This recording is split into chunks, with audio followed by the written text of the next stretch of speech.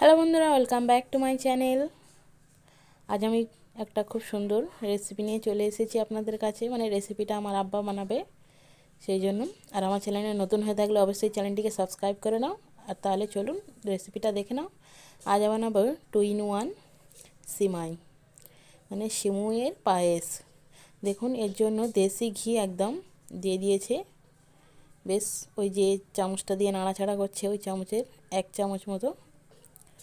দেখুন, এর মধ্যে কিন্তু একদম নরম যে কচি নারকেল হয় সেটা কুচি করে দিয়ে দিয়েছে। এরপর কাজু কিশমিশ সব কিছু দিয়ে ঘিয়ের মধ্যে কিন্তু 2-3 মিনিটের মতো একটু ভেজে নেবে। দেখুন, সবগুলো উপকরণগুলো কিন্তু ভেজে নেওয়া হচ্ছে। নারকেল, কাজু এবং কিশমিশ সবগুলো ভাজা হয়ে গেলে তুলে নেবে। এরপর সিমুইটা ভেজে নেব ওই ঘিয়ের মধ্যে। আর ভিডিওটা ভালো লেগে থাকলে অবশ্যই কমেন্ট করে জানাবেন এবং লাইক শেয়ার করে দেবেন। দেখুন, তুলে নিচ্ছে। ঘি থেকে কিন্তু একদম মিডিয়াম আঁচে ভাজা হয়ে গেছে খুব সুন্দর করে। এরপর সবগুলো কিন্তু উঠিয়ে নেবে। এরপর প্যাকেটের যে সিমাই পাওয়া যায় সেই সিমাইটা দিয়ে দেওয়া হলো। দিয়ে ঘিয়ের মধ্যে কিন্তু খুব ভালো করে একটু ভেজে নেবে।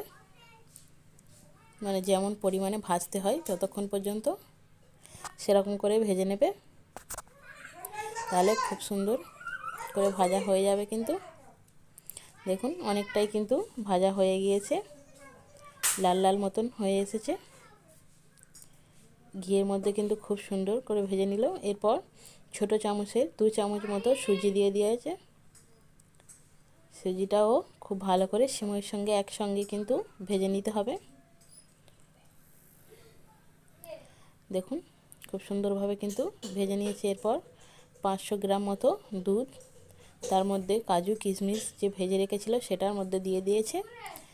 দিয়ে সেই দুধটা সিমাইয়ের মধ্যে সরাসরি ঢেলে দেওয়া হলো। এরপর আলো গামলিটা একটু ধুয়ে আরও একটু পানি দেওয়া হলো। দেখুন, একটু তেজপাতা দেওয়া হচ্ছে। এরপর এলাচও দিয়ে দেবে। পরিমাণ মতো যেমন মিষ্টি আপনারা খেতে চান সেরকম চিনিও দিয়ে দিয়েছে। এরপর খুব সুন্দর করে ফুটে এসেছে, দেখতে পাচ্ছেন আপনারা। দেখুন, সিমাইটা কিন্তু অনেকটাই সেদ্ধ হয়ে এসেছে। এটা কিন্তু একটু এরকম পাতলা টাইপের রেখে দিলে কিন্তু অনেকটাই থিকনেস হয়ে যায়। দেখুন, একদম স্বাদ অনুযায়ী অল্প করে নুনও দিয়ে দিয়েছে। দেখুন, খুব সুন্দরভাবে কিন্তু রেডি হয়ে যাচ্ছে আমাদের সিমুইয়ের পায়েসটা, 2-in-1 সিমুইয়ের পায়েস। এটা কিন্তু খুব সুন্দর হয়েছিল দেখতে, কিন্তু যতটা সুন্দর বানাতে কিন্তু ততটাই সহজ, আর খেতে কিন্তু খুবই মজাদার। রেসিপিটা অবশ্যই বাড়িতে আপনারা ট্রাই করবেন। দেখুন, খুব সুন্দর কিন্তু হয়ে গেছে।